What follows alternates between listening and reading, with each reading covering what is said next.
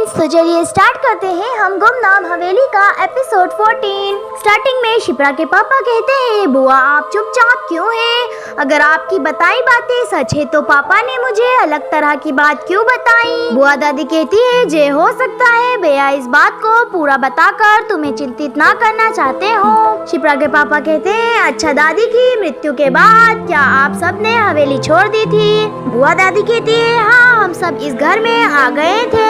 तुम एक बार इस बारे में आराम से भैया से ही बात कर लेना। शिप्रा के पापा कहते हैं, ठीक है बुआ, लेकिन अभी पापा को कमरे से निकालना होगा, नहीं तो। इतने में शिप्रा कहती है, बुआ खाना तैयार हो गया है, आप और पापा चलिए, मैं दादाजी को लेकर आती हूँ। बुआ दादी कहती है, ठीक है मेरी बच्ची। शिप्रा ने जाकर लाइब्रेरी का दरवाजा खटखटाया, जिसके अंदर उसके दादाजी थे। शिप्रा कहती है, दादाजी बाहर आ जाइए, बुआ दादी आ गई हैं। शिप्रा के दादा आवाज देते हुए कहते हैं, हाँ हाँ आता हूँ। कमरे के अंदर भूदेव ठाकुर परेशान बैठे थे। भूदेव ठाकुर मन में कहते हैं, पेंटिंग तो मैंने छुपा ली है, अब मुझे बाहर जाकर सब कुछ सामान्य होने का अभिनय करना होगा। शिप्रा के दादा बाहर आ जाते हैं और हंसते हुए कहते हैं, मेरी आंख लग गई थी और मैं सो गया था। शिप्रा हैरान होकर कहती है, हमें लगा कि आप खैर बुआ दादी खाने के टेबल पर आपका इंतजार कर रही हैं। शिप्रा के दादा कहते हैं, हाँ हाँ चलो। डाइनिंग टेबल पर भूदेव ठाकुर जय और राजलक्ष्मी को यकीन दिलाने में कामयाब हो गए थे कि बंद कमरे में वे कोई पेंटिंग नहीं बना रहे थे, बल्कि वे सो रहे थे। लेकिन शिप्रा को यकीन नहीं हो रहा था कि भूदेव ठाकुर अंदर सो रहे थे। शिप्रा मन में कहती है, दादाजी ने जब कमरा खोला तब पेंट की गंध मैंने महसूस की थी, फिर दादाजी झूठ क्यों बोल रहे हैं? रात में जब खाना खाकर सब सोने चले गए, जब शिप्रा के दादा मन में कहते हैं, उस अभिशाप की पुनरावृत्ति होने से पहले मुझे अनहोनी को रोकने के लिए काफी कुछ करना होगा। सबसे पहले पेंटिंग और ब्रश को ठिकाने लगा देता हूँ। उधर शिप्रा की आंखों से नींद कोसों दूर थी, वह अपने ही ख्यालों में उलझी हुई थी। तभी वह चौंक कर बैठ गई और मन में कहती है, दादाजी के कमरे से ये कुछ आवाजें क्यों आ रही है?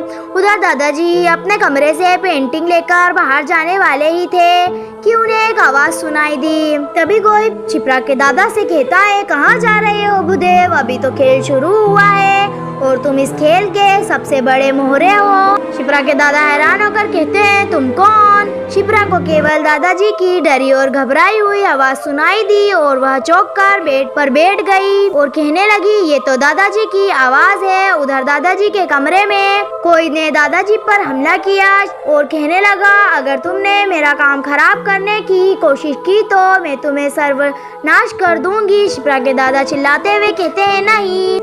दादाजी के चीखने की आवाज सुनकर शिप्रा अपने कमरे से निकलकर दादाजी के कमरे की तरफ भागी। शिप्रा कहती है, मुझे दादाजी के कमरे में जाकर देखना होगा कि क्या हुआ। जैसे ही शिप्रा अपने कमरे से निकलकर दादाजी के कमरे में जाने लगी, कॉरिडोर की खिड़की से उसे कोई घूरता नजर आया और वह जोरों से चीख पड़ी, पापा बचाओ। शिप्रा की चिल्लाने की आवाज से जेंसी की नींद खुल गई और वे घबराए हुए से कॉरिडोर में आए और कहने लगे, क्या हुआ शिप्रा बेटा? शिप्रा कहती है, पापा मम्मी दादाजी के चिल्लाने की आवाज सुनकर उनके कमरे की तरफ जा रही थी।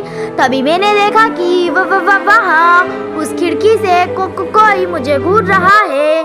शिप्रा के पापा कहते हैं, पर वहाँ कोई नहीं है, चलो पापा के कमरे में चलकर देखते हैं। वे दोनों जब भूदेव ठाकुर के कमरे में पहुँचे तो वे बदहवास से खड़े थे और उनके हाथ से छूटकर पेंटिंग नीचे गिर गई थी। शिप्रा ने जल्दी से पेंटिंग उठा ली और कहने लगी, पापा दादाजी ने ये पेंटिंग बनाई है। ये शिप्रा के पापा कहते हैं, ये तो वही है जो जंगल में। तभी किसी ने घर का दरवाजा खटखटाया। शिप्रा कहने लगी, शायद वही दरवाजे पर है। शिप्रा को परेशान हालत में देखकर जेंसी का खून खोल उठा। शिप्रा के पापा गुस्से में कहने लगे, वो जो भी है, ही विल बी किल्ड, तुम यहीं रुको।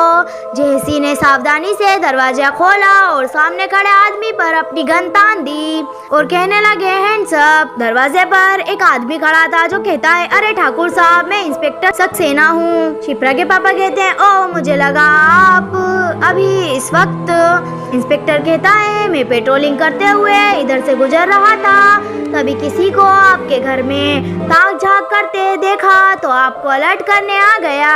शिप्रा के पापा कहते हैं, अच्छा आइए अंदर आइए ना। इंस्पेक्टर की बात सुनकर जयसी ने सबसे पहले शिप्रा को आवाज दी ताकि उसका डर खत्म हो जाए। शिप्रा के पापा ने आवाज देते हुए कहा, शिप्रा आ जाओ, डरने की कोई बात नहीं है, ये तो इंस्पेक्टर सक्सेना है। शिप्रा आते हुए कहती है, मैं तो बेवजह ही डर रही थी। लिविंग रूम में आते ही शिप्रा की नजर इंस्पेक्टर सक्सेना पर पड़ी, जो वहाँ खड़ा मुस्कुरा रहा था। उसे देखते ही शिप्रा सुखद आश्चर्य से भर गई और हैरानी से कहने लगी, अरे सिड तुम। शिप्रा के पापा कहते हैं, सिड मैं समझा नहीं। शिप्रा कहती है, पापा ये मेरे कॉलेज का दोस्त सिद्धार्थ सक्सेना है।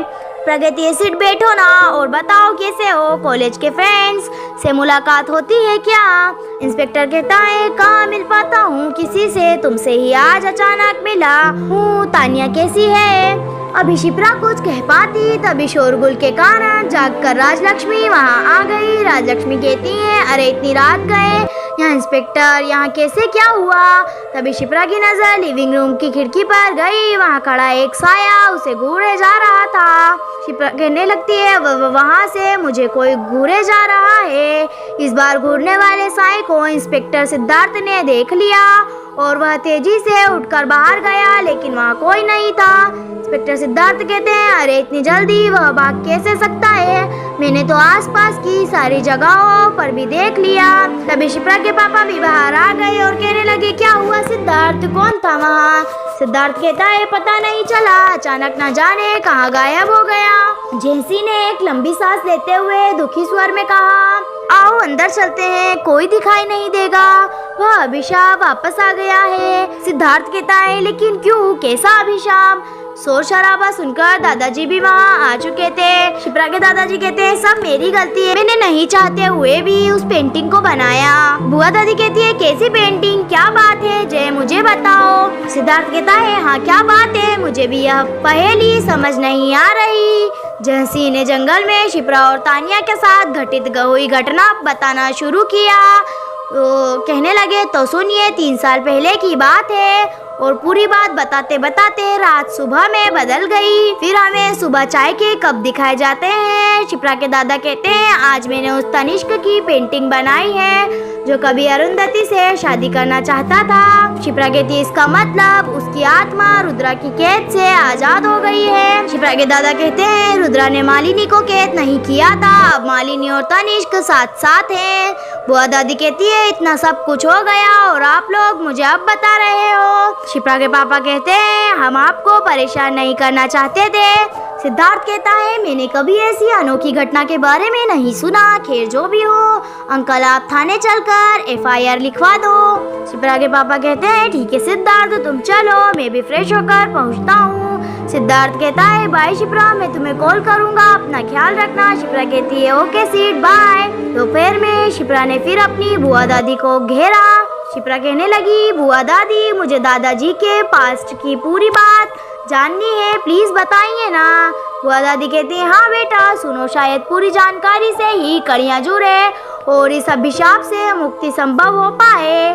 भैया की शादी के कुछ दिनों के बाद ही रमा भाभी को भैया के पेंटिंग वाले रहस्य का पता चल गया और फिर इससे जुड़े अभिशाप का भी। रमा भाभी यानी कि शिप्रा की दादी कहती हैं, मुझसे ये सारी बातें छुपाकर शादी क्यों की गई। शिप्रा के दादा कहते हैं, यानी भूदेव ठाकुर, घर में सबने ऐसा ही करने को कहा, इसलिए मैंने तुम्हें नहीं बताया, मुझे माफ कर देना। रमा जी कहती हैं, मैं अपने मायके जा रही हूँ, अगर 1 महीने में अंदर वापस नहीं आई तो मुझे भूल जाना। भूदेव ठाकुर कहते हैं, रमा प्लीज भगवान के लिए ऐसा मत करो। लेकिन भाभी चली गई और एक बाबा के पास जाकर कहने लगी, बाबा मुझे दुखियारी का कल्याण करो। वो बाबा कहते हैं, ठीक है बिटिया, आज रात का समय दो। बाबा ने उस रात अपने जीवन की सबसे कठिन अनुष्ठान किया और मंत्र पढ़ने लगे।